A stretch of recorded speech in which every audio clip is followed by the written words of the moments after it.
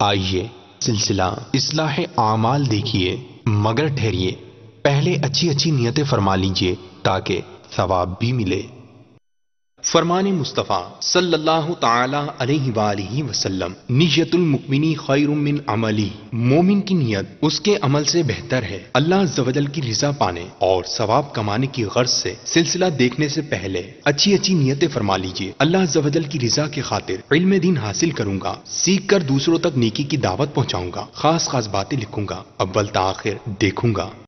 اعمال کا بدلہ تو جہنم ہی تھا، میں تو جاتا مجھے سرکار نے جانے نہ دیا۔ الحمدللہ رب العالمین والصلاة والسلام علی سید المرسلین، اما بعد فاعوذ باللہ من الشیطان الرجیم، بسم اللہ الرحمن الرحیم۔ پڑھیے الصلاۃ والسلام علیک یا رسول اللہ وعلی آلک واصحابک یا حبیب اللہ۔ الصلاۃ والسلام علیک یا نبی اللہ وعلی آلک واصحابک یا نور اللہ۔ حضرت عائشہ صدیقہ رضی اللہ تعالی عنہا سحری کے وقت کچھ سی رہی تھی کہ سوئی گم ہو گئی اور چراغ بھی بجھ گیا۔ سوئی نڈل اگر اتنی روشنی میں بھی گر جائے تو it's quite difficult to find, بڑا مشکل ہے کہ روشنی میں بھی اسے تلاش کیا جائے، لیکن چراغ بھی گل ہو جائے اور سحری کا وقت ویسے ہی اندھیرا اور بڑھ جاتا ہے اس وقت، امپاسبل ہے کہ سوئی ڈھونڈ لی جائے۔ فرماتی اسی دوران میرے گھر میرے آقا میرے سرتاج صاحب معراج اپنا پیارا پیارا نورانی چہرہ چمکاتے ہوئے تشریف لے آئے، اور نبی پاک صلی اللہ تعالی علیہ وسلم کے چہرہ انور سے اتنی نور کی کرنیں نکلیں کہ میں نے اپنی گم شدہ سوئی تلاش کر لی۔ یعنی اب غور کریں کہ نور بھی کیسا کہ اندھیرے کمرے کی سوئی مل جائے۔ اب نبی پاک علیہ الصلوۃ والسلام سے بی بی عائشہ نے عرض کی کہ یا رسول اللہ، آپ کا چہرہ کتنا پر نور ہے، آپ کتنے حسین ہیں۔ سرکار دو عالم صلی اللہ تعالی علیہ وسلم نے اب جو ارشاد فرمایا ہلاکت ہے اس کے لیے جو قیامت کے دن میری زیارت نہ کر سکے۔ اب یہ غور کرنے کی بات ہے، یہ چھوٹی موٹی پرابلم نہیں کہ قیامت کے دن نبی پاک علیہ الصلوۃ والسلام کا دیدار نہ کر سکے۔ ذرا غور کریں، شافع روز محشر کون ہے؟ وہ کون سی ذات ہے جس نے شفاعت کرنی ہے؟ وہ کون سی ہستی ہے کہ جن کے ہاتھوں پیاسوں کو جام کوثر ملنے ہیں؟ وہ کون سی ذات والا تبار ہے کہ جن کے کرم سے گنہگاروں کے ہلکے پلڑے بھاری ہوں گے؟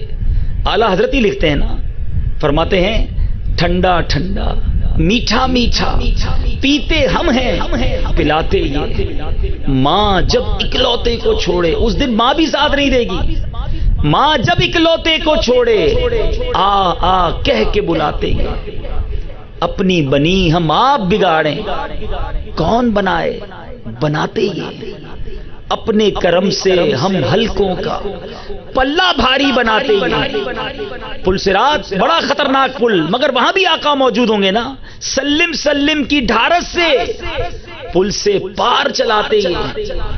اب یعنی ایسا لگتا ہے کہ ہر طرف جو مصیبتوں اور پریشانیوں کا انبار ہوگا محشر کے دن، ایک ہستی ہے جن کی برکت سے نجات ملنی ہے، جن کی برکت سے آسانی ملنی ہے، اور وہ فقط میرے آقا ہے۔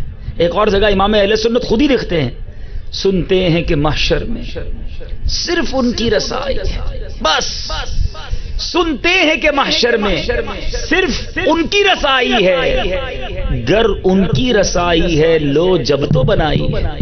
تو یعنی محشر میں ایک ہی ہستی ہیں جنہوں نے کام آنا ہے، اور اب بندہ انہی کی زیارت سے محروم ہو گیا۔ لک ایٹ دا پرابلم، پھر معاملہ کیسے ٹھیک ہوگا؟ مسائل حل کیسے ہوں گے؟ شفاعت کس سے لے گا؟ تو اب یہ تو بڑا پرابلم ہو گیا نا کہ آقا ہی کی زیارت نہیں ہوگی۔ تو بی بی عائشہ صدیقہ رضی اللہ تعالی عنہا نے عرض کی یا رسول اللہ، وہ کون ہوگا جو آپ کی زیارت سے قیامت کے دن محروم رہے گا؟ سرکار دو عالم صلی اللہ تعالی علیہ وسلم نے فرمایا بخیل، कंजूस। कौन सा कंजूस? अर्ज की या रसूल अल्लाह कौन बखील? फरमाया वो जो मेरा नाम सुनकर मुझ पर दुरूद ना पढ़े।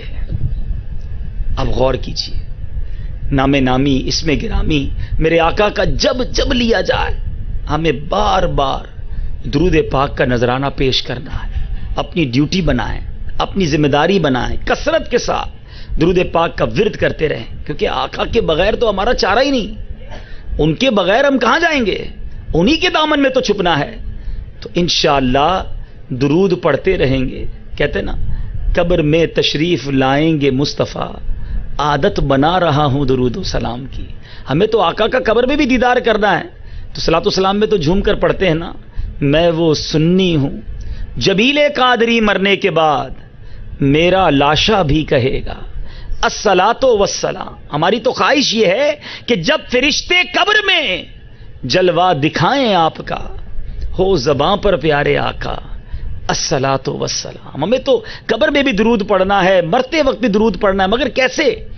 एक आलिम दीन ने बड़ी प्यारी बात इरशाद फरमाई कि देखो, अपनी जबान को कलमे और दुरूद से तर रखना, वरना जिस वक्त मौत का आलम होता है ना, जबान भारी हो जाती है, जुमले निकलते नहीं, लेकिन जिसकी जबान आदी होगी उसकी जबान उस वक्त भी दुरूद पाक पढ़ लेगी, उस वक्त भी कलिमा पढ़ लेगी। आप देखिए, अभी भी कई लोगों की जबान पर अल्लाह का जिक्र होता है, कई लोगों की आदत होती है या गौस कहते रहते हैं, तो जब उनको कोई तकलीफ पहुंचती है, कोई झटका लगता है, तो या उनकी जबान से या अल्लाह निकलता है, या रसूल अल्लाह निकलता है, या गौसे पाक निकलता है। अल्लाह वालों का जिक्र कर रहे होते हैं तो मुश्किल वक्त में भी फौरन उनकी जबान से रिएक्शन के तौर पर भी अल्लाह और उसके रसूल का नाम, अल्लाह वालों का नाम निकलता है। और जो लोग बाद अल्लाह गालियां देते हैं, बुरी बातें करते हैं, ऐसा भी देखा कि झटका लगते ही, तकलीफ होती है उनके मुंह से बेसाख्ता, अनडेलिबरेटली भी, गैर दानिस्ता तौर पर भी गालियां निकलती हैं, बुरी बातें निकलती हैं। तो सोचें कि किस बात से जबान को तर रखना है। रब्बे करीम से दुआ है अल्लाह ताला में खूब दुरूद पाक पढ़ने की तौफीक अता फरमाए। आइए मोहब्बत के साथ दुरूद पाक पढ़ लें। सल्लु अलल हबीब सल्लल्लाहु तआला अला मुहम्मद सल्लल्लाहु अलैहि वसल्लम। मेरे मीठे और प्यारे इस्लामी भाइयों, इस्लामी साल का आखिरी महीना और बड़ा ही अहम महीना ज़ुल्हिज्जा का महीना हमें बहुत सारे मैसेज, बहुत सारे पैगाम देता है। दो अहम इवेंट इस महीने में होते हैं, सारी दुनिया के मुसलमान उसमें या तो मसरूफ हो जाते हैं या उनकी तवज्जो उस तरफ हो जाती है। एक अहम तरीन मौका हज का मौका, कि जिसमें लाखों लाख उश्शाक अल्लाह के घर और उसके हबीब के दर जाते हैं सल्लल्लाहु तआला अलैहि वसल्लम, और वहां पर खूब बरकतें लूटते हैं। जो जाते हैं उनकी किस्मत की तो क्या ही बात है, मगर जो रह जाते हैं उनकी तवज्जो, उनकी आरजुएं भी उस दर अक़दस की तरफ लगी रहती हैं। तमन्ना रहती है कि हमें भी वो हाजिरी मिल जाए। और फिर दूसरा इवेंट, सारी दुनिया के मुसलमान जो साहिब निसाब होते हैं, साहिब इस्तिताअत होते हैं, वो कुर्बानी करते हैं, अल्लाह के हुजूर कुर्बानी पेश करते हैं। गोया एक सफ़र करके घर से दूर रहने की कुर्बानी, अपना माल खर्च करने की कुर्बानी, थकन उठाने की कुर्बानी, तो दूसरा अपने माल से अल्लाह की राह में कुर्बानी देने की जो सआदत है वो इस महीने में मिलती है। इन दोनों मामलात पर बहुत कुछ कहा जा सकता है, लेकिन गौर करें तो इन दोनों इवेंट्स में क्या है, हज क्या है और ये कुर्बानी क्या है। अगर हज की तरफ थोड़ी तवज्जो दौड़ाएं तो काबे की तामीर, उधर चलते हैं। हज़रत इब्राहीम अला नबीना अलैहिस्सलाम और हज़रत इस्माईल ज़बीहुल्लाह अला नबीना अलैहिस्सलाम, इन दोनों ने मिलकर काबे की तामीर की। हज़रत इस्माईल अपने वालिद साहब को पत्थर उठाकर देते और आप काबे की तामीर करते जाते। जिस मकाम पर खड़े हुए, जिस पत्थर पर खड़े हुए, आज तो बड़ी बड़ी इमारतें हैं, बड़े लिफ्टर हैं, क्रेन्स हैं, बड़ी बड़ी इमारतें बनती हैं। अब भी अगर आप काबे शरीफ को जाएं, अल्लाह ताला हम सबको बार बार हाजिरी अता फरमाए, बहुत ऊंची इमारत है। अगर गौर करें तो कैसे पत्थर ऊपर तक पहुंचाए होंगे। उस जमाने में तो लिफ्ट नहीं थी, थाउजेंड्स, हजारों साल पहले की बात है। तो किताबों में लिखा कि जो मकाम इब्राहीम है, जिस पत्थर पर हजरत इब्राहीम खड़े हुए थे, ये लिफ्ट का काम करता था। जितना ऊपर पत्थर रखना होता ये पत्थर उतना ऊपर चला जाता, जब नीचे पत्थर रखना होता ये पत्थर नीचे आ जाता। यानी जहां जहां पत्थर रखना होता उस तरह ये लिफ्ट का काम करता। और अल्लाह ताला ने अपने नबी अलैहिस्सलातु वस्सलाम की याद को कैसे बाकी रखा कि आपके पैर मुबारक के नक्श उस पत्थर पर आ गए। उसे मकाम इब्राहीम कहा गया और कुरान में उसका तस्करा हुआ। और रहती दुनिया को यह हुक्म दिया गया कि जब वहां आना है, हमें कहा गया कि मकाम इब्राहीम की जो जगह है इसको मुसल्ला बनाओ, यहां करीब नमाज पढ़ना, हर तवाफ के बाद 2 रकात जो वाजिब तवाफ है, कहा गया बेहतर है कि मकाम इब्राहीम के करीब, वरना उसके पीछे पड़ी जाए। अब ये क्या है? अपने बंदे की याद को बाकी रखना है। सफा और मरवा को ले लें। बीबी हाजरा रदी अल्लाह ताला अन्हा दौड़ी थी। और अगर लॉजिकली बात की जाए, अकल की बात की जाए, जो आजकल बड़े अकल की बातें करते हैं, लॉजिक्स की बात करते हैं, जनाब इस काम के पीछे जरा लॉजिक बताएं, शरीयत का ये कानून क्यों है, इसके पीछे क्या हिकमत है, जरा लॉजिक बताएं, ये काम क्यों होता है। मिसाल के तौर पे कहते हैं जनाब ये मर्द को विरासत में 2 हिस्से, औरत को 1 हिस्सा। इसकी लॉजिक क्या? मर्द को तलाक का हक है, औरत को क्यों नहीं है? अब तो मादल्ला ये बहस भी होने लगी कि औरत को 4 शादियों का हक क्यों नहीं है, मर्द को क्यों है। इस्लामी अहकाम में क्यों? क्वेश्चन मार्क करने वालों के सामने मैं कुछ क्वेश्चन मार्क रखना चाहता हूं कि सफा और मरवा के दरमियान दौड़ना, यह तो उस जमाने की बात थी जब बीबी हाजरा को पानी की जरूरत थी, हजरत इस्माइल बिलक रहे थे और ये पहाड़ों के दरमियान दौड़ी। अब तो पानी ही पानी है, वहां पर जगह जगह कूलर लगे हैं, वो पहाड़ भी नहीं, बड़े जबरदस्त मार्बल का फर्श बना दिया गया, एयर कंडीशन लगा दिए गए। अच्छा, दौड़ी औरत थी, अब औरतों को दौड़ना मना कर दिया गया। इस्लामी बहनें चलेंगी मगर मीलैन अखदरैन जो ग्रीन लाइट्स हैं उसके दरमियान औरतें दौड़ेंगी नहीं, तो उनको मना कर दिया। मर्दों को कहा यहां दौड़ना है। तो लॉजिक तो बनती नहीं है अगर अकल की बात करें। लेकिन यहां अकल से फैसले नहीं होंगे।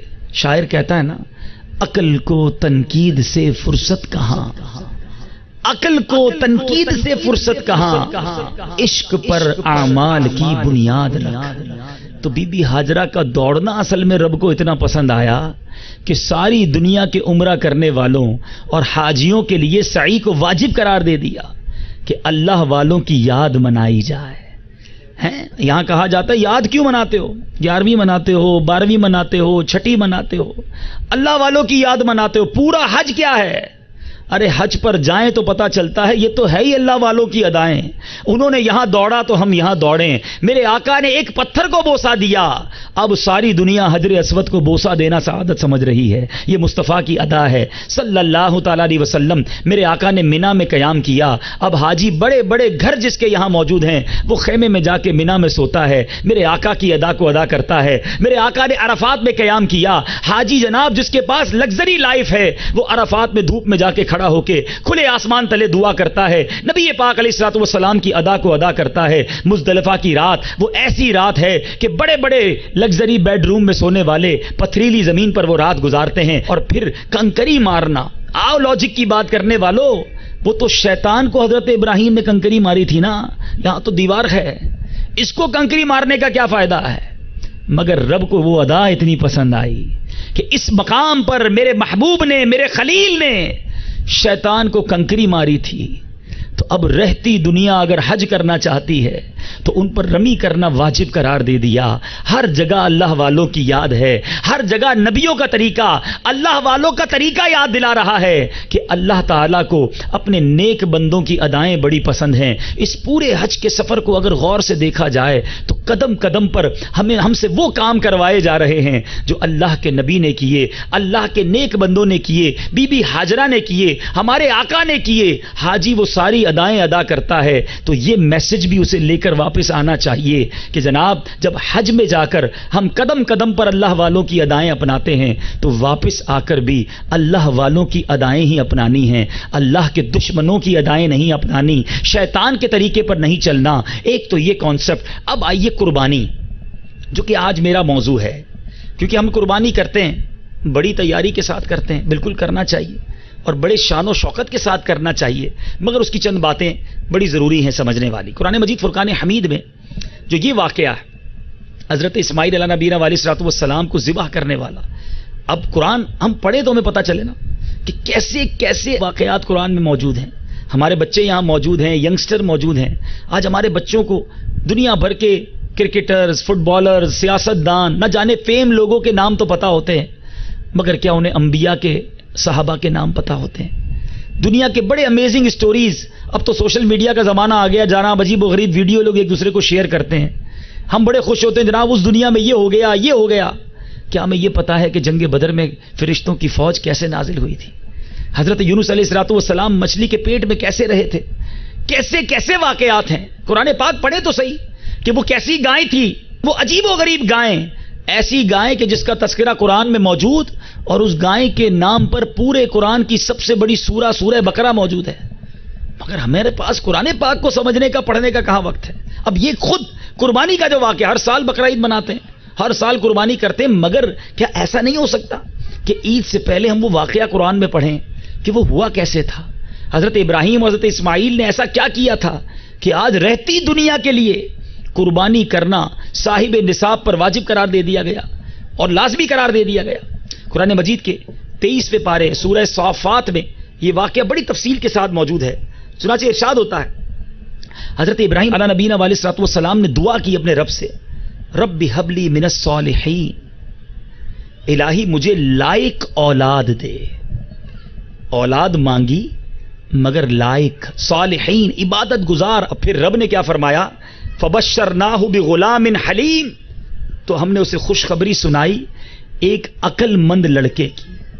اب یہاں بڑی غور طلب بات ہے. یہاں لوگ ملتے ہیں، ہمیں اسلامی بھائی ملتے ہیں، کہتے ہیں دعا کر دیں بیٹا ہو جائے، دعا کر دیں اولاد ہو جائے. اولاد کی تو دعا کرتے ہیں، کبھی یہ سوچا کہ کیسی اولاد ہو؟ مغفرت کروانے والی اولاد ہو یا جہنم میں لے جانے والی اولاد ہو؟ آج ہماری اولاد کے بارے میں ہمارا کیا کانسیپٹ ہے؟ حضرت ابراہیم نے دعا بھی کی تو صالحین، نیک اولاد رب سے مانگی، مگر کیا ہم اپنے رب سے نیک اولاد طلب کرتے ہیں؟ کیا اپنی اولاد کی ایسی ٹریننگ کرتے ہیں؟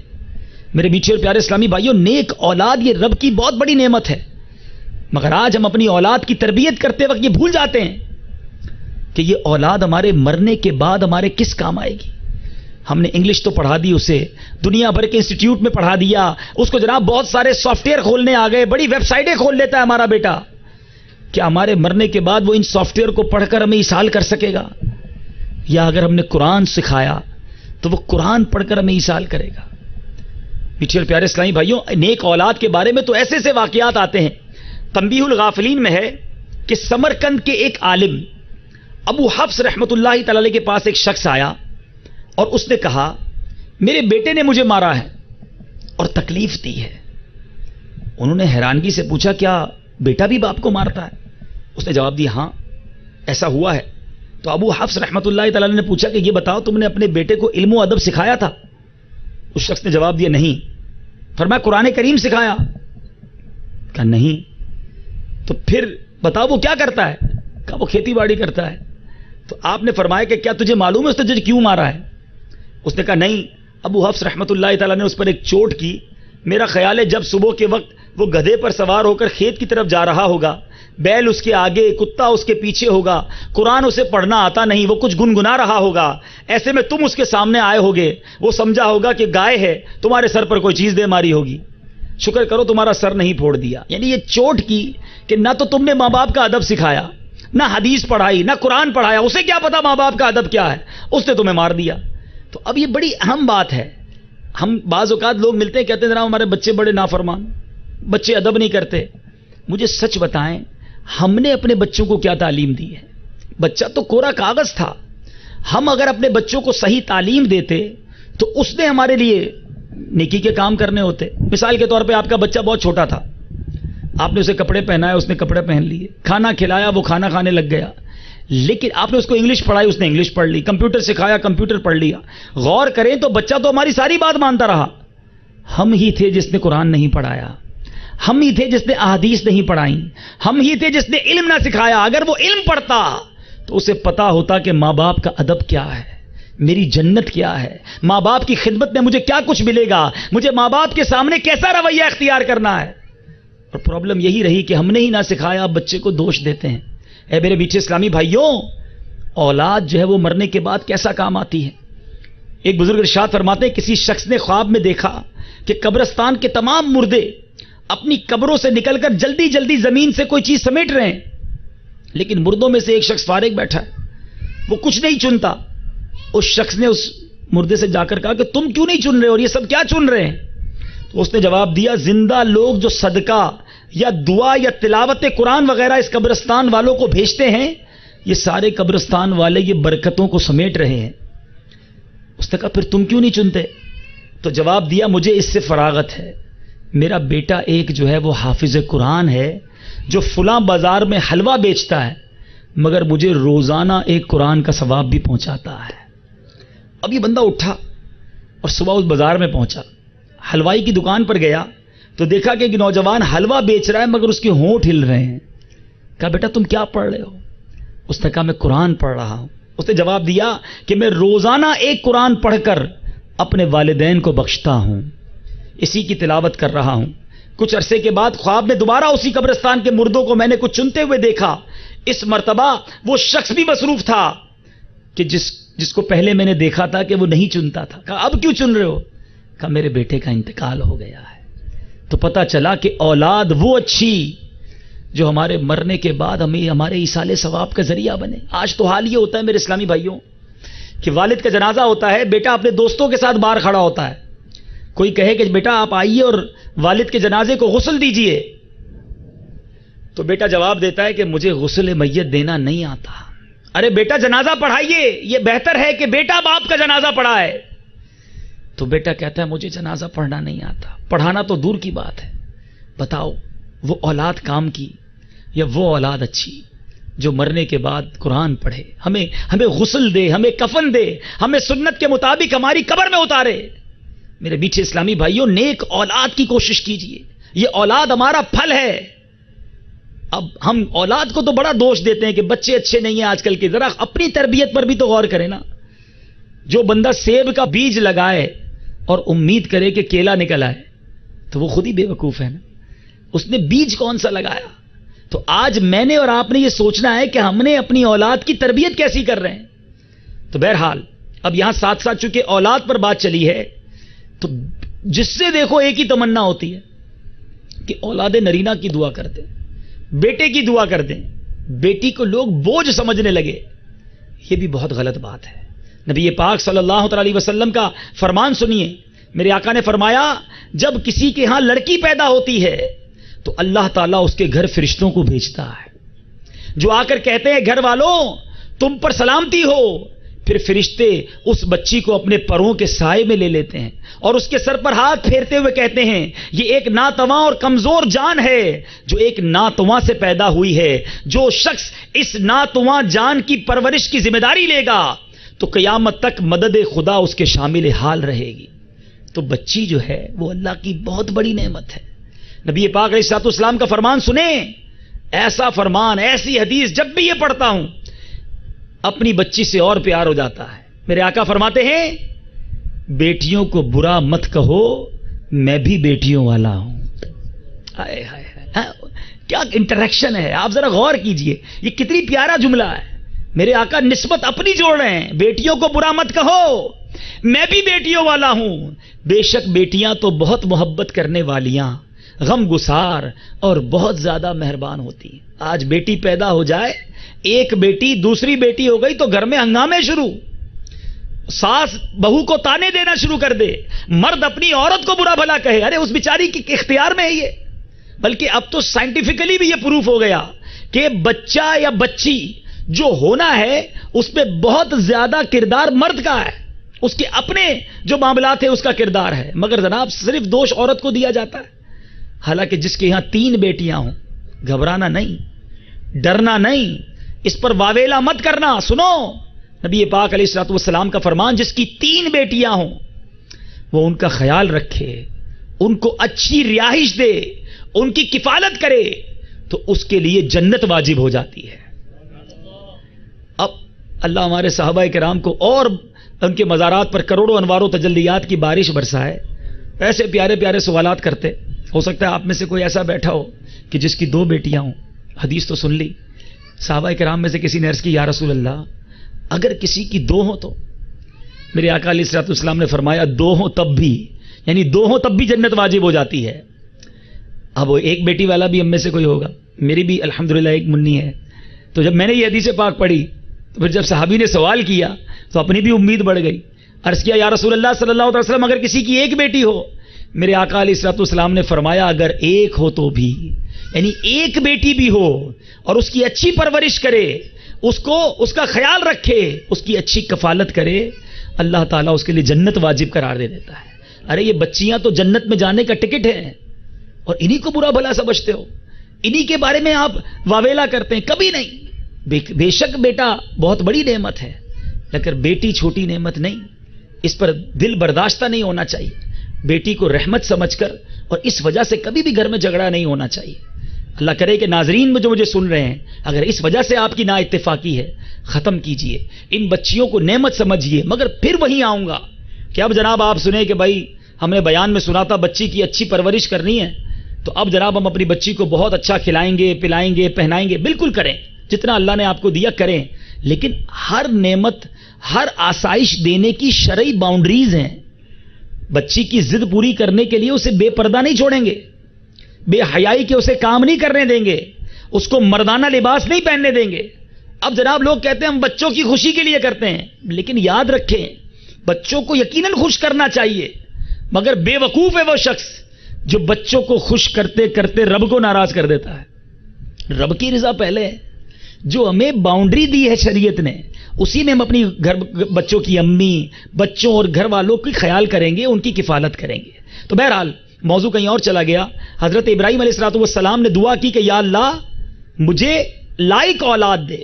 اللہ تبارک و تعالیٰ نے حضرت اسماعیل علیہ نبینا علیہ الصلوۃ والسلام جب عطا فرمائے، اب 13 سال کے قریب عمر پہنچی تھی اور بہت بڑی عمر میں حضرت ابراہیم علیہ الصلوۃ والسلام کے پاس یہ بہت بڑی عمر میں پیدائش ہوئی تھی حضرت اسماعیل علیہ الصلوۃ والسلام کی. اب 12-13 سال ایسی عمر ہوتی ہے بچہ ہر دل عزیز ہوتا ہے، پورے گھر کی آنکھوں کا تارا ہوتا ہے.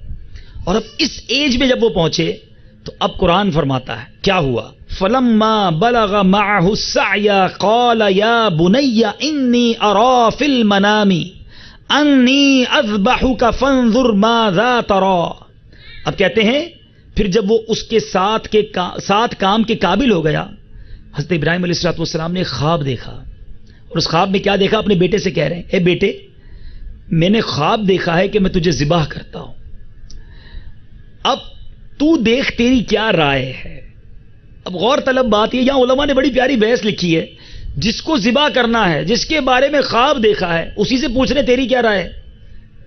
اب یہ پوچھا کیوں، مشورہ کیوں کیا؟ علماء کہتے ہیں پہلے عرض کی تھی نا یا اللہ لائق اولاد دے، نیک اولاد دے. اب حضرت ابراہیم علیہ الصلوۃ والسلام کو رب کی یہ عطا بتانا مقصود ہے کہ اس بیٹے سے پوچھو گے تو جواب بھی بڑا اچھا ملنا ہے. کیا جواب دیا اس نیک بیٹے نے؟ سنو کیسا بیٹا تھا. کیا کہتے ہیں؟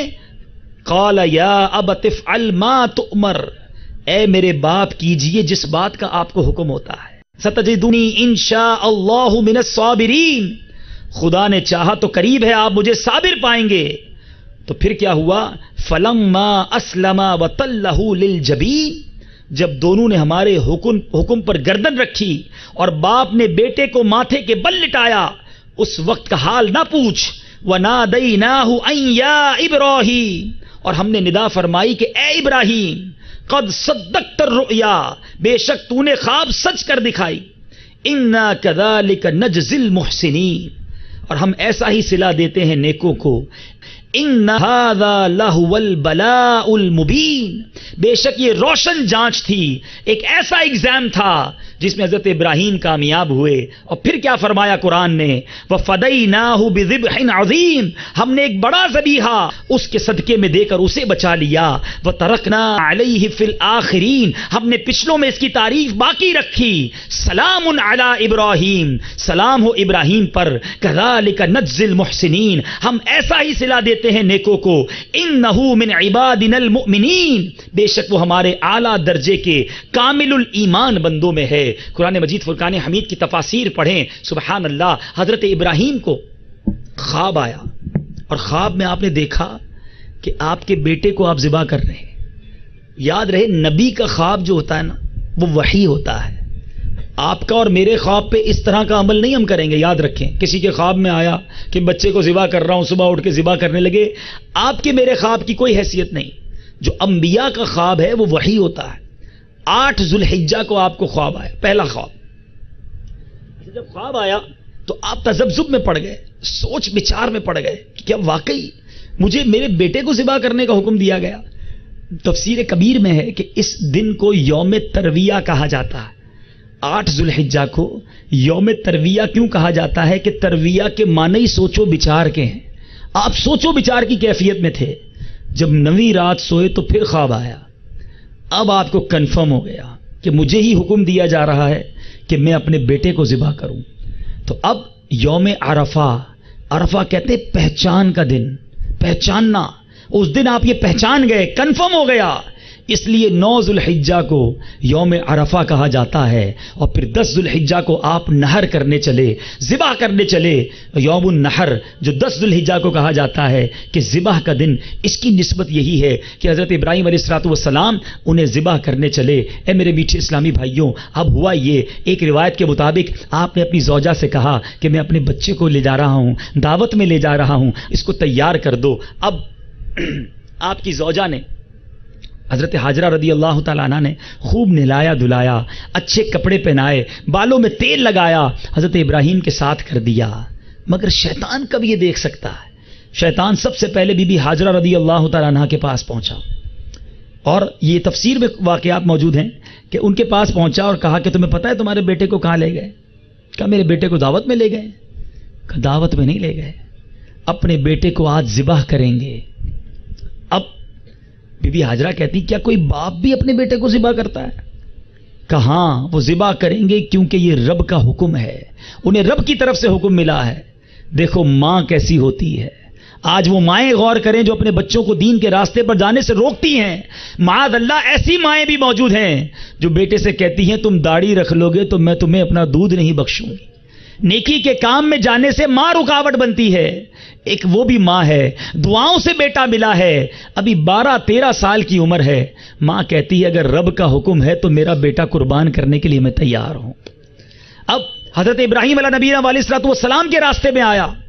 ایک روایت کے مطابق شیطان بہت بڑے جسم کے ساتھ آگے کھڑا ہو گیا کہ آپ کا راستہ روک لے. یہ وہی مقام ہے اے حاجیوں, اللہ تعالی ہم سب کو بار بار حج کی سعادت عطا فرمائے. وہ مقام جہاں آج ہم رمی کرتے ہیں, وہاں شیطان آ کر کھڑا ہو گیا. آپ نے 7 کنکر مارے, راستے سے وہ ہٹ گیا. تھوڑا اور آگے گئے, پھر آ کر کھڑا ہو گیا. آپ نے مزید کنکر مارے, پھر وہ راستے سے ہٹ گیا. بہرحال 3 بار یہ معاملہ ہوا.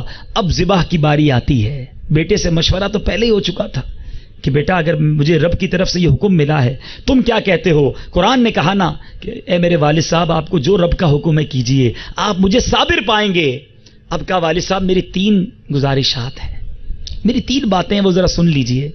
آپ مجھے ذبح کرنا چاہتے ہیں تو میرے ہاتھ پیروں کو باندھ دیجئے, کیونکہ میں جب تڑپوں گا تو میرے خون کے چھینٹے کہیں آپ پر نہ آ جائیں. آپ میرے والد ہیں, آپ کی بے ادبی نہ ہو جائے. اور پھر دوسرا یہ کیجئے گا کہ مجھے الٹا لٹا دیجئے, میرا چہرہ نیچے کر دیجئے گا, کیونکہ جب آپ اگر سیدھا میرا چہرہ رکھیں گے تو میرے چہرے پر آنے والی تکلیف آپ سے نہیں دیکھی جائے گی. اور فرمایا والد صاحب جب ذبح کر لیں تو میری والدہ کو میرا سلام پہنچا دیجئے گا. ذرا سوچیں کیسی قربانی ہو رہی ہے. اب بہرحال حضرت ابراہیم علیہ نبینا علیہ الصلوۃ والسلام نے حضرت اسماعیل کو لٹایا اور اب چھری چلائی گئی. مگر رب کی قدرت دیکھیں, چھری گلے پہ تو حضرت اسماعیل کے چل رہی ہے, مگر جنت سے ایک ذبیحہ, ایک مینڈھا, ایک دمبا بھیجا گیا اور اس دمبے کو حضرت اسماعیل کی جگہ پر ذبح کر دیا گیا. اے میرے میٹھے اور پیارے اسلامی بھائیوں, مگر حضرت ابراہیم نے تو اپنا کام کر دیا تھا, حضرت اسماعیل نے تو قربانی دے دی تھی, جبھی تو رہتی دنیا انہیں ذبیح اللہ کے نام سے یاد کرتی ہے. اور جو وہ مینڈھا تھا نا, اس کی بھی بڑی دلچسپ تفسیر ہے.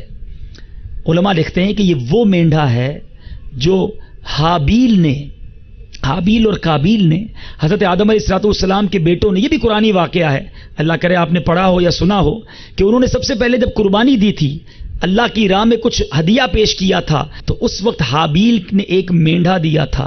وہ قبول کر لیا گیا تھا. تو وہ مینڈھا جو تھا وہ جنت میں 40 سال تک چرتا رہا اور پھر جبریل امین وہی مینڈھا جنت سے لے کر آئے تھے. اور اس مینڈے کے جو سینگ ہیں یہ ایک روایت کے مطابق کعبے شریف کا جو میزاب ہے پر نالا ہے اس پر بہت عرصے تک لگے رہے، مگر بعد میں کسی وجہ سے کعبے شریف میں آگ لگ گئی تھی تو وہ سینگ بھی جل گئے. بہرحال اے میرے بیٹھے اسلامی بھائیوں، یہ واقعہ سنانے کا مقصد کیا ہے؟ ہمیں یہ احساس ہو کہ جو ہم جانور لیتے ہیں، ہم قربانی کرتے ہیں، ہماری نیت کیا ہونی چاہیے. ہم تو آج کہیں دکھلاوے کے لیے قربانی ہو رہی ہوتی ہے، فلاں حاجی صاحب نے اتنے لاکھ کا جانور لیا ہے، فلاں نے یہ لیا ہے، فلاں نے وہ لیا ہے، لوگ دیکھنے آئیں گے، ہم لوگوں کو بتاتے پھرتے میں نے اتنے کا لیا ہے. یقیناً اچھا جانور لینا چاہیے، بہترین جانور لینا چاہیے، مگر انٹینشن کیا ہے، نیت کیا ہے؟ اللہ کی رضا یا لوگوں کی واہ واہ؟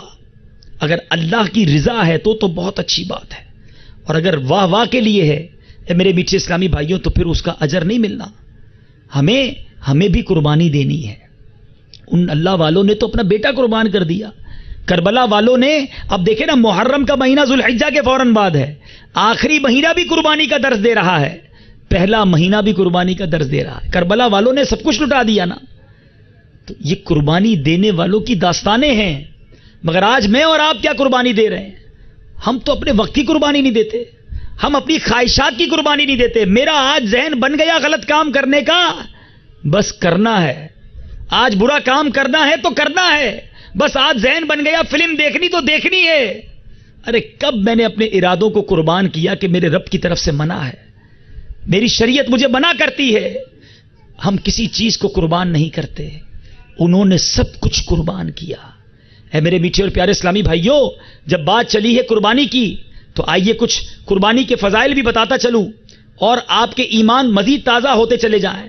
یاد رکھیے نبی پاک علیہ الصلوۃ والسلام کا ارشاد ہے، قربانی کرنے والے کو قربانی کے جانور کے ہر بال کے بدلے میں ایک نیکی ملتی ہے. اب کتنی بال ہوتے ہیں اس میں؟ اسی طرح نبی پاک علیہ الصلوۃ والسلام نے فرمایا، جس نے خوش دلی سے طالب ثواب ہو کر قربانی کی تو وہ آتش جہنم سے روک ہو جائے گی، یعنی جہنم میں جانے میں رکاوٹ بن جائے گی وہ قربانی، لیکن خوش دلی کے ساتھ ہو. یہ بڑا مسئلہ ہے. ہم میں سے بہت سارے لوگ عبادت کرتے ہیں اس میں خوش دلی نہیں ہوتی، رسپانسبلٹی، فارمیلٹی، بوجھ. یار رمضان آ گیا، اب روزے رکھنے ہی پڑیں گے، اب تراویح پڑھنی پڑے گی، سال پورا ہو گیا اب زکوٰۃ دینی پڑے گی، اچھا بھائی بقرعید آ گئی اب قربانی کرنی پڑے گی، اتنے لاکھ کا پھر خرچہ. یہ خوش دلی کہاں ہے؟ یہ تو بوجھ ہے. حالانکہ ہونا یہ چاہیے کہ زکوٰۃ دینے والا یہ سوچے، میرے مولا تیری مہربانی، تو نے مجھے دینے والا بنایا، مانگنے والا نہیں بنایا ہے. شکر بھی ادا کرے اور زکوٰۃ بھی پوری ادا کرے. رمضان آئے تو روزے رکھنے والا رب کا شکر ادا کرے کہ میرے مولا تو نے مجھے صحت دی کہ میں روزے رکھ رہا ہوں، تو نے مجھے سلامتی دی میں تراویح پڑھ رہا ہوں. اے مولا تو نے مجھے پھر اس قابل بنایا کہ میں قربانی کر رہا ہوں، خوش دلی کے ساتھ. ایک اور بڑی پیاری حدیث سنیے، نبی پاک علیہ الصلوۃ والسلام نے بی بی فاطمہ سے فرمایا، اے فاطمہ اپنی قربانی کے پاس موجود رہو، کیونکہ اس کے خون کا پہلا قطرہ گرے گا اور تمہارے سارے گناہ معاف کر دیے جائیں گے. یہ ہے قربانی.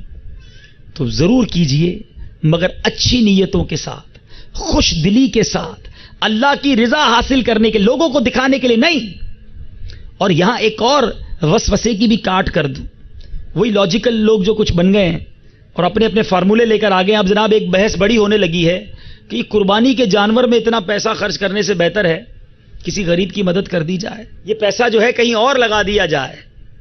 اب بتائیں میری عقل چلے گی، میری سوچ چلے گی، یا شریعت کے احکام چلیں گے؟ نبی پاک علیہ الصلوۃ والسلام کا فرمان سنیے. میرے آقا فرماتے انسان بقرعید کے دن کوئی ایسی نیکی نہیں کرتا جو خون بہانے سے زیادہ پیاری ہو. بھائی غریبوں کی مدد بھی اللہ کی بارگاہ میں ثواب حاصل کرنے کے لیے کرو گے نا، لیکن اللہ کی طرف سے یہ فرمان، اللہ کے رسول کی طرف سے یہ فرمان ہے کہ اس دن سب سے افضل عمل یہ ہے کہ بندہ اس کی راہ میں خون بہائے، قربانی دے. اور میرے آقا فرماتے ہیں قربانی قیامت میں اپنے سینگوں، بالوں اور کھروں کے ساتھ آئے گی، اور قربانی کا خون زمین پر گرنے سے پہلے اللہ کے ہاں قبول ہو جاتا ہے. تو اچھا جانور جن کو اللہ نے نوازا بہترین جانور کریں، لیکن نیت پھر وہی لا رہا ہوں بات کہ اللہ کی رضا کی نیت ہونی چاہیے، اور پھر ساتھ ساتھ وہ یاد آئے قربانی کہ حضرت اسماعیل کو قربان کرنے چلے تھے حضرت ابراہیم، کیا میں اپنی خواہشات، اپنے نفس کو، اپنے گناہوں کی عادت کو قربان کرنے کے لیے تیار ہوں؟ کیا میں اپنے رب کی بارگاہ میں کوئی قربانی دینے کے لیے تیار ہوں؟ آج ہمارا حال تو یہ ہے کہ بس جناب میرا کام سیدھا ہو جائے، بس کسی طرح میرا مال بڑھ جائے، کسی طرح میں دنیا میں بہتر ہو جاؤں، اس کے لیے کچھ بھی کرنا پڑے اس کے لیے راضی ہو جاتے ہیں۔ قرآن مجید فرقان حمید کی 4 پارے کی پہلی آیت سنیے، اللہ تبارک و تعالیٰ کیا ارشاد فرماتا ہے، ہمیں ہمارا دین کیا درس دیتا ہے۔ چنانچہ ارشاد ہوتا ہے، اللہ تبارک و تعالیٰ ارشاد فرماتا ہے، بسم اللہ الرحمن الرحیم، لن تنالوا البر حتی تنفقوا مما تحبون۔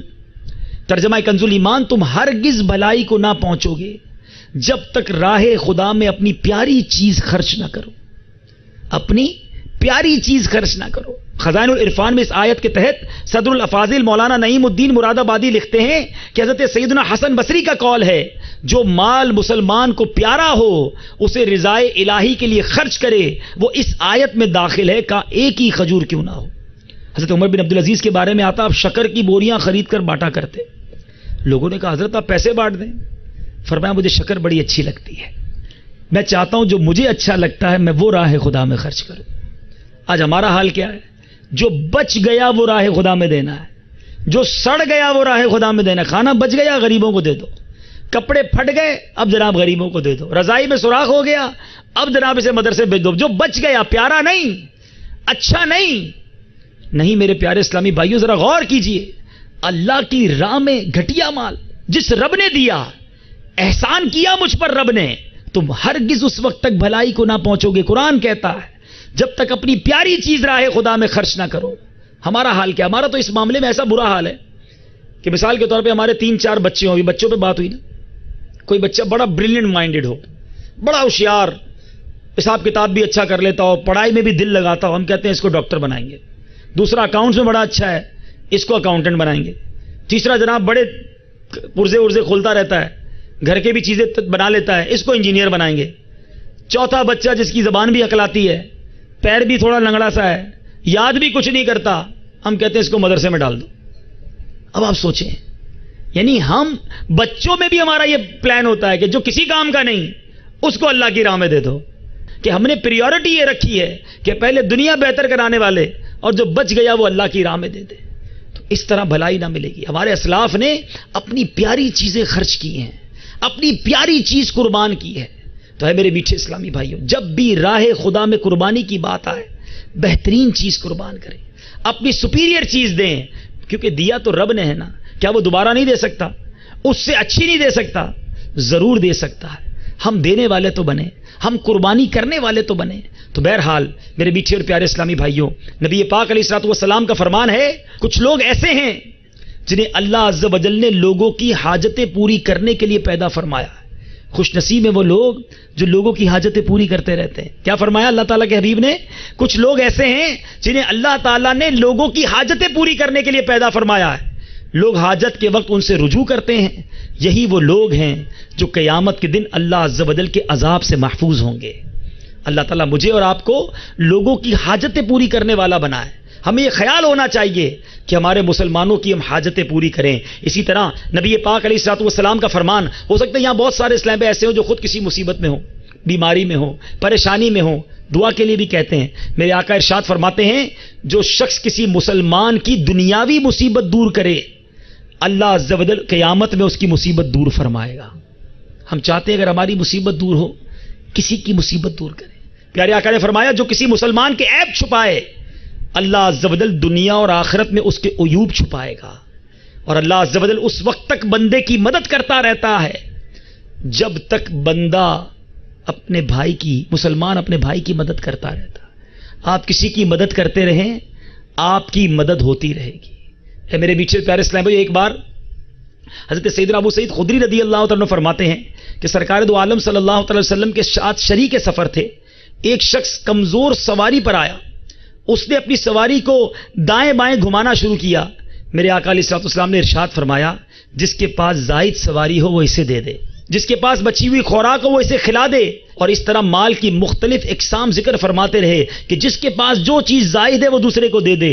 صحابی کہتے ہیں ہمیں ایک خیال گزرا کہ ہم کو بچی ہوئی چیز کو ایسا لگتا ہے کسی کو اپنے پاس رکھنے کا حق حاصل نہیں کہ بانٹ دے. پیارے آقا فرماتے رہے. تو یہ تو ایک پیغام تھا اور جو درس میں دینے آیا تھا, جو میسج دینے آیا تھا کہ قربانی دینے کی عادت ڈالیں. دعوت اسلامی کے مدنی ماحول میں ہمیں بہت ساری قربانیاں دینے کا موقع ملتا ہے. ایک فارمولہ یاد کر لیں کہ جس چیز میں بندہ قربانی دیتا ہے نا, اللہ تعالیٰ اس میں برکت عطا فرما دیتا ہے. تو آپ جس چیز میں برکت چاہتے ہیں نا, یہ بزرگ بیٹھے ہیں, ہر بندہ بے برکتی. پہلے جناب ایک کماتا تھا پورا گھر کھاتا تھا, اب سارے کماتے ہیں پھر بھی پورا نہیں ہوتا. تو برکت کہاں گئی؟ قربانی دینا چھوڑ دیا ہم نے, ایثار کرنا چھوڑ دیا, مسلمانوں کا بھلا سوچنا چھوڑ دیا.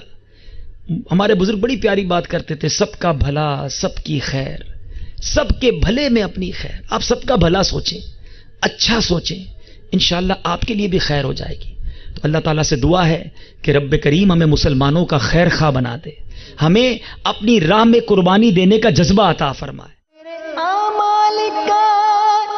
بدلا تو جہنم ہی تھا,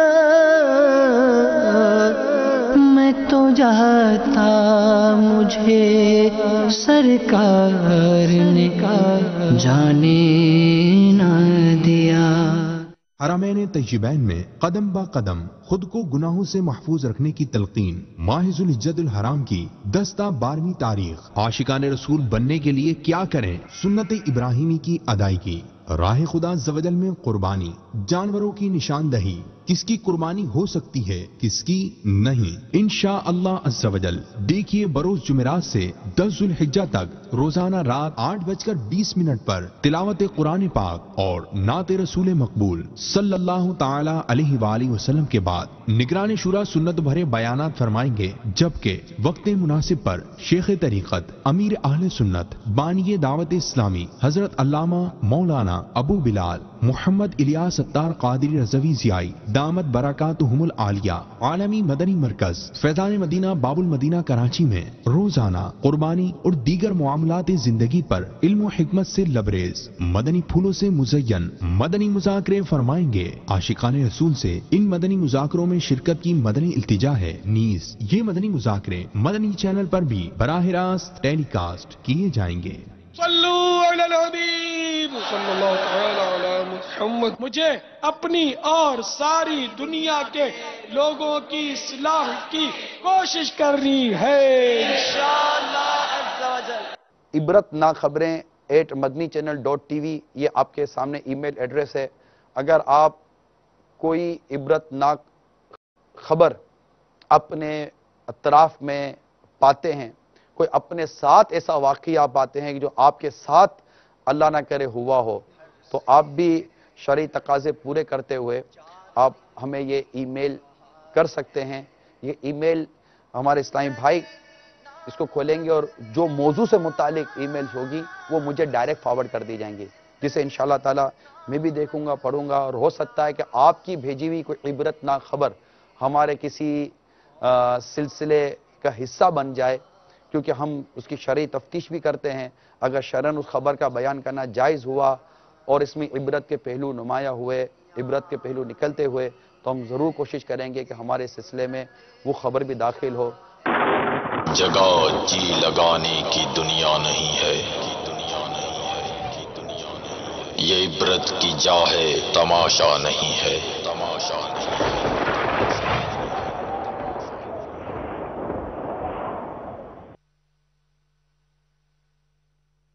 جان ہے عشق مصطفیٰ, اس سلسلے کا نام ہے. کاش روز فضوں کرے خدا, جس کو ہو درد کا مزہ ناز دوا اٹھائے. کیوں؟ آج ہم سنیں گے یاد مصطفیٰ کے تعلق سے صحابہ, صحابیات, صالحین کس طرح رحمت للعالمین صلی اللہ علیہ وسلم کو یاد کیا کرتے تھے. دنیا کے اندر غم ہی غم ہے, دکھڑے دکھڑے, پریشانیاں پریشانیاں, دشواریاں, تنگ دستیاں, ناچاکیاں, ٹینشن, ڈپریشن, اور غم مصطفیٰ مل گیا تو زندگی کا مزہ ملے گا, اور نبی کی یاد میں کھو جائے گا وہ خدا پاک کا ہو جائے گا. جو نبی کی یاد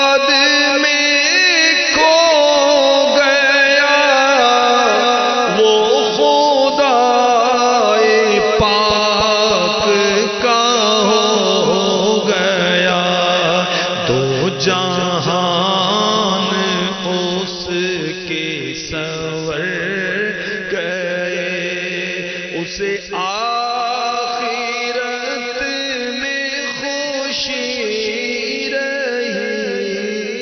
صلو علی الحبیب صلی اللہ تعالی علی محمد۔ مجھے اپنی اور ساری دنیا کے لوگوں کی اصلاح کی کوشش کرنی ہے انشاءاللہ عز و جل۔ ایک تعداد ہے، آپ جانتے ہیں، مولانا کو دیکھ کر بولتے ہیں مولانا کچھ دنیا کا بھی کرو، تو دنیا کا کیا کرے؟ دھوکہ دے، ڈنڈی مارے، وعدہ خلافی کرے، جھوٹ بولے، بد نگاہیاں کرے، بازار میں رہ کر نماز قضا کرے، کیا دنیا کا کرے بھائی؟ کیا یہ مانگ کر کھاتے ہیں یا محتاجی کی زندگی گزارتے ہیں؟ معاذ اللہ۔ ایسے شخص کو یہ کہنے کے بجائے کہ مولانا کو دنیا کا کرو، خود کو سمجھاؤ نا کہ یار اپنے کو دین کا بھی کرنا چاہیے، اب خود کو سمجھائیے۔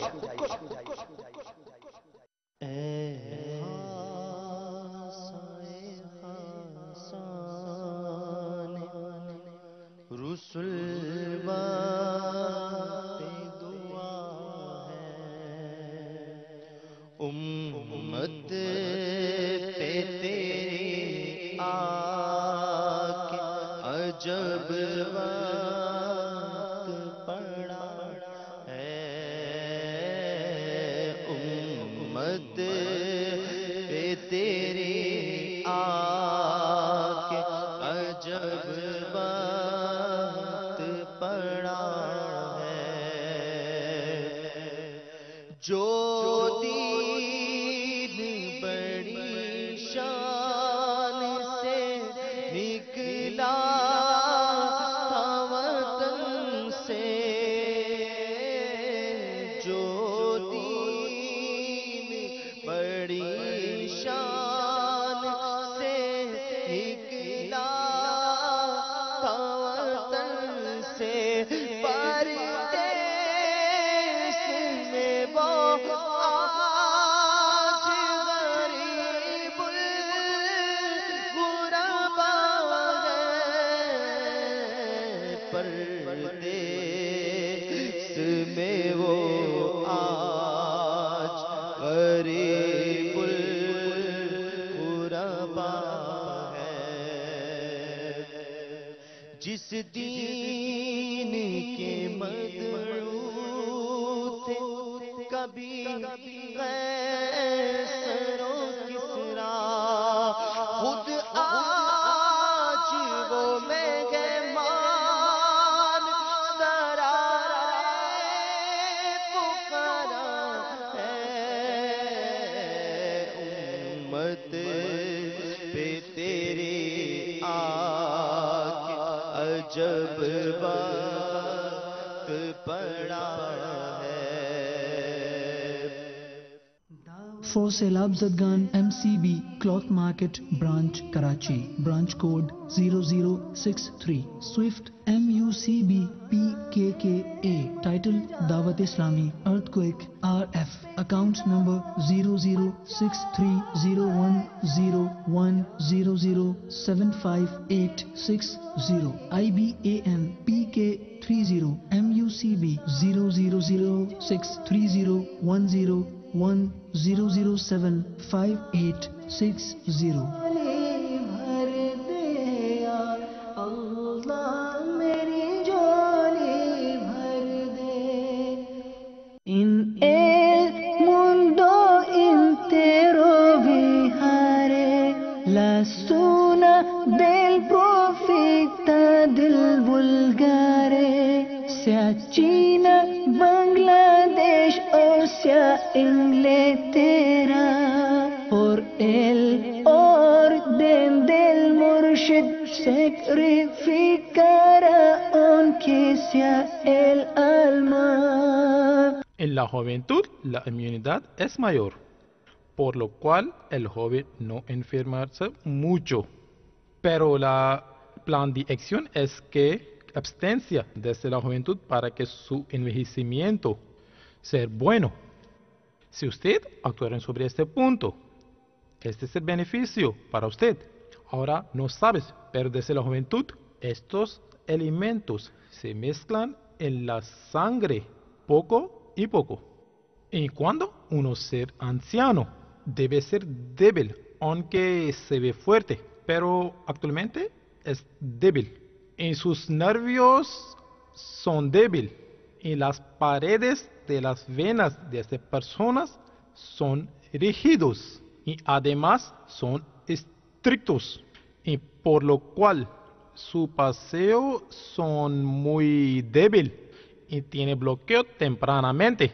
La piel también ser rígidos, por lo cual le causa prurito y otras enfermedades de la piel. Y se ve generalmente en los ancianos. Causa la sequedad y caída de los pelos. Hay un dicho que en el envejecimiento hay 100 enfermedades.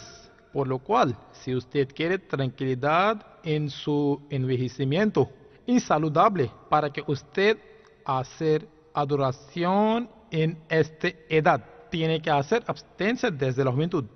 Por eso, controlar su peso adecuadamente. Por lo cual, usted tiene beneficios en los ambos mundos. Comiendo poco para controlar peso, pero después tengo mucha hambre. ¿Qué voy a hacer? Pero el problema es que usted tiene hábito de su alma. Va a pedir esta cosa. Y el alma es como un niño. Y como usted le enseña a este niño, él va a actuar sobre esto. Por ejemplo, uno tiene hábito de tomar agua fría. Y si viene en invierno, él solo le gusta agua fría. Porque siempre le gusta agua fría.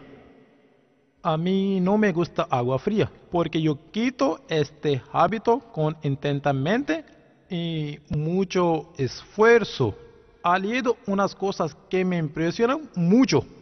Y la conclusión es que nuestro alma es hábito de todo. Y si es hábito el de comer mucho, siempre le pide mucho, mucho y mucho. Y no se llena, hasta que barriga está llena.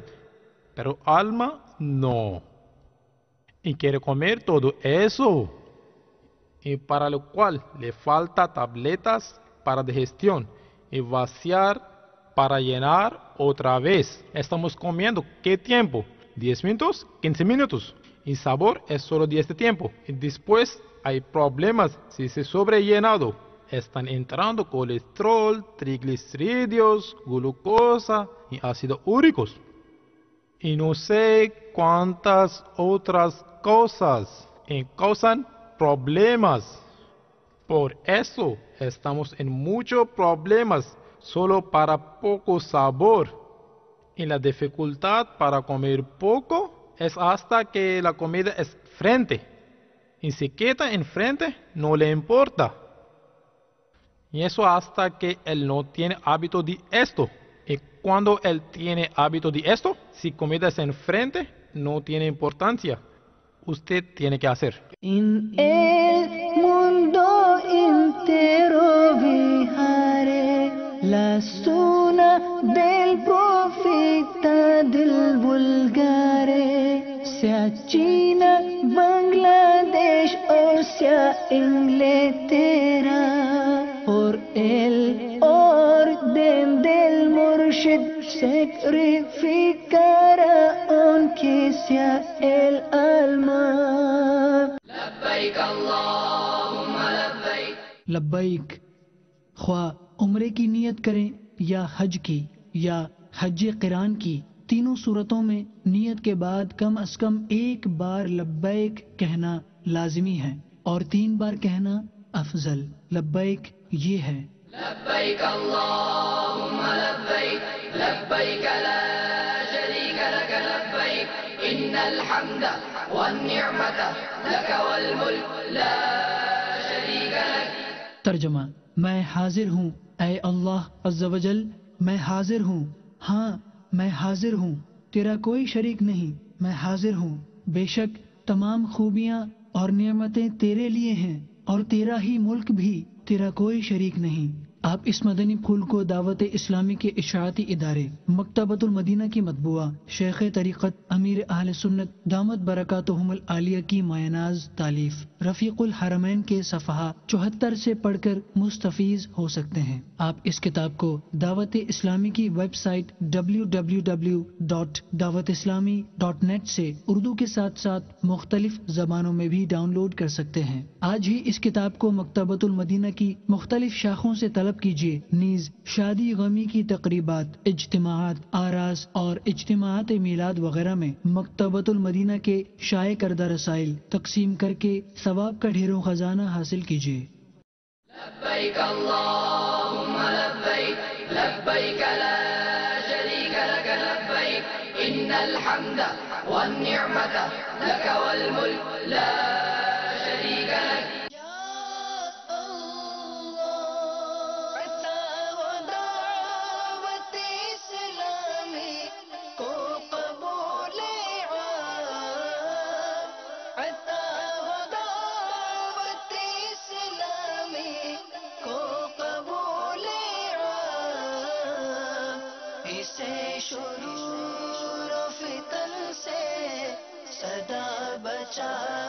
یا رب اسے شرور و فتن سے صدا بچا یا رب۔ الحمد للہ رب العالمین والصلاة والسلام على سید الانبیاء والمرسلین اما بعد فاعوذ باللہ من الشیطان الرجیم بسم اللہ الرحمن الرحیم الصلاة والسلام علیک یا رسول اللہ وعلى آلك وأصحابك يا حبيب الله الصلاة والسلام عليك يا نبي الله وعلى آلك وأصحابك يا نور الله. Dear Islamic brothers and viewers of Madani channel, you are watching the Madani news of Dawud Islami. Firstly, for the headlines.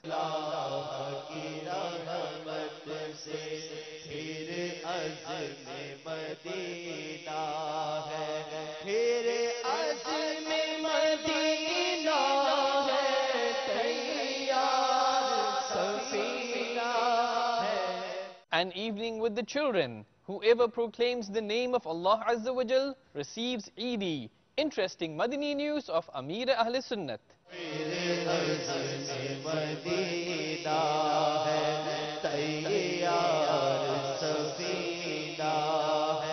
Nigran Pakistan Intizami Kabina conducts a Madani Mashwara at the Global Madani Markaz, Faizan Medina.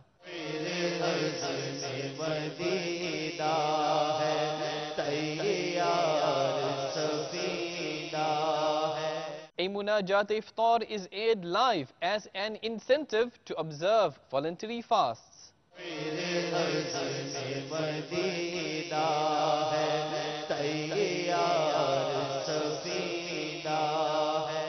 A Tarbiyati Ijtima is held by Majlis-e-Tajheez or Takfeen.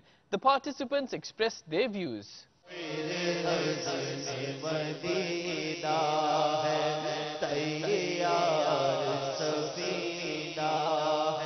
Sheikh Tariqat Amir Ahl Sunnat Damat Barakatuhum Al-Aliyah presented Madani Pearls, to whom we will show you in a few moments.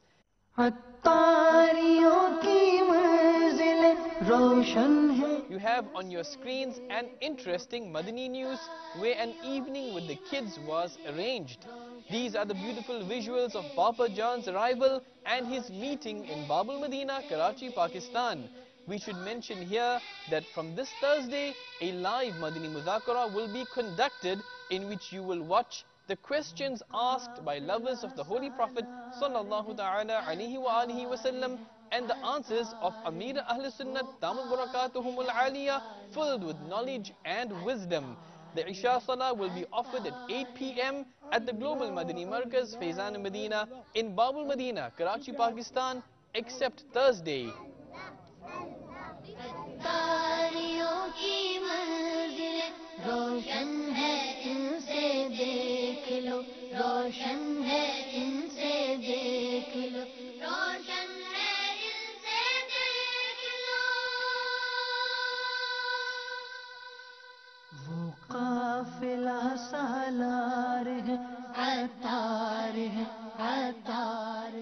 حضرت خضر علیہ السلام نے ایک چھوٹے بچے کو قتل کر دیا تھا، تو موسیٰ علیہ السلام کو تعجب ہوا تھا، تو انہوں نے بعد میں وضاحت فرمائی کہ بچہ اگر زندہ رہتا نا تو بڑا ظالم بنتا، اس لیے اس کو قتل کر دیا. تو یہ انبیاء کرام علیہ السلام حکمتیں ہوتی ہیں، معجزے ہوتے ہیں، ان کو پتہ ہوتا ہے کہ یہ آگے کیا ہو رہا ہے. تو یہ اللہ تعالیٰ کی حکمت ہے. اب جیسے کہ ہم مالک ہیں کہ ہم نے اینٹیں لی، 100 اینٹیں لی اور دیواریں بنائی اور 2 اینٹیں لیٹرنگ میں لگا دی، ہماری اپنی اینٹیں ہم جہاں بھی لگائیں، ہے نا. تو اللہ تعالیٰ کی مرضی ہے کہ وہ مالک ہے، وہ جس طرح جو چاہے. اب کسی کو بکرا بنایا، کسی کو بیل بنایا، جانور بنائے، سانپ بنائے، بچھو بنائے، ہم کو بندہ بنا دیا، انسان بنا دیا، تو اس کی مرضی ہے.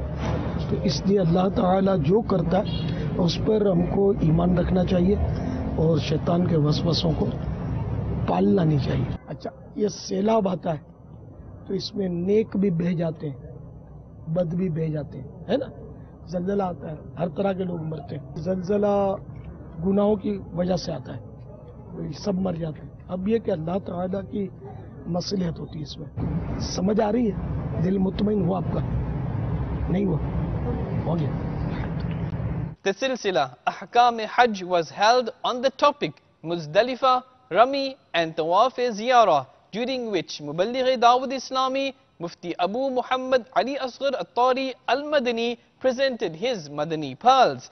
The Silsila will be immensely beneficial for pilgrims once the Hajj rituals commence. Let us show you the highlights with the same intention. You are also requested to keep the book Rafiqul Haramain. Have a look. 3 دن کی رمی ٹھیک ہوتی ہے، 10، 11، 12، 13 کی جو رمی ہے یعنی چوتھے دن کی جو رمی ہے وہ آپشنل ہے. اگر رات ہو جائے کیے بغیر آنا مکروہ ہے، اور اگر صبح ہو جائے طلوع فجر ہو جائے مینا ہی کے اندر تو پھر چوتھے دن کی رمی کرنا واجب ہو جاتا ہے. پہلے دن جو رمی کرنی ہے، جو 10ویں تاریخ کو رمی کرنی ہے، یہ صرف ایک جمرے کو رمی کرنی ہے. صحیح. 3 جمرے ہیں. پہلے زمانے میں یہ تھا کہ وہ جمرے چھوٹے ہوتے تھے اور اس کو کنکری مارتے تھے. صحیح. تو سب سے زیادہ جو اموات ہیں وہ یہیں ہوتی تھی. صحیح. اب کچھ ایسی ٹیکنالوجی اختیار کی ہے کہ وہ جمرہ اتنا ہی ہے جتنا تھا، اس کے گرد ایک بہت بڑا خول بنا دیا ہے. ٹھیک ہے. اور خول بنایا صرف اوپر، تلوار ہوتی ہے نا، جی جی، اس کا دستہ جو ہوتا ہے وہ ہاتھ میں آ جائے اتنا ہوتا ہے، لیکن تلوار چوڑی بھی ہو جاتی ہے. صحیح. عام طور پر دستے سے پھر اوپر جا کر جگہ نکلی ہوتی ہے. تو ان کو اس طرح بنایا ہے کہ نیچے سے وہ ان کی جو جڑ ہے وہ تنگ ہے. صحیح. لیکن اوپر سے جو ہے وہ بہت چوڑے بنا دیے گئے. اب جب کنکری وہاں ڈالی جاتی ہے تو وہ سلپ ہو کر اصل حصے پر آ جاتی ہے. اور ویسے بھی شرعی اعتبار سے کنکری جمرے کو لگنا شرط نہیں ہے. صحیح ہے. 3 ہاتھ کے فاصلے کے اندر اندر کنکری اگر گر جاتی ہے تو یہ کنکری معتبر شمار کی جاتی ہے کہ یہ فریضہ ادا ہو گیا. 7 کنکریاں مارنی ہیں. 3 جمرے ہیں. جمرہ جو ہے صغرا، وسطیٰ، کبرا کو عقبہ بھی کہتے ہیں. پہلے دن جو مینا سے چلتے ہوئے جا رہے ہیں، جو تیسرا جمرہ آئے گا پہلے دن صرف اسی کو مارنا ہے. اور پوزیشن جو ہے پہلے دن یوں رکھنی ہے کہ مینا جو ہے سیدھے ہاتھ پر ہو. ٹھیک ہے. اور خانہ کعبہ جو ہے وہ بائیں طرف ہو. ٹھیک ہے. تو ایک طرح سے جو ہے نا یوں پوزیشن بنے گی، مینا اس طرف ہوگا اور خانہ کعبہ اس طرف ہوگا. 5 ہاتھ چھوڑ کر ذرا دور کھڑے ہونا ہے، بالکل قریب جا کر نہیں کھڑے ہونا. صحیح. 5 ہاتھ چھوڑ کر ذرا دور کھڑے ہونا ہے. اور 7 کنکریاں مارنی ہیں. 1 2 3 4 5 6 7. اگر کسی نے مٹھی میں بھرا مطلب کہ 7 کنکریاں اور ایک ساتھ مار دی تو یہ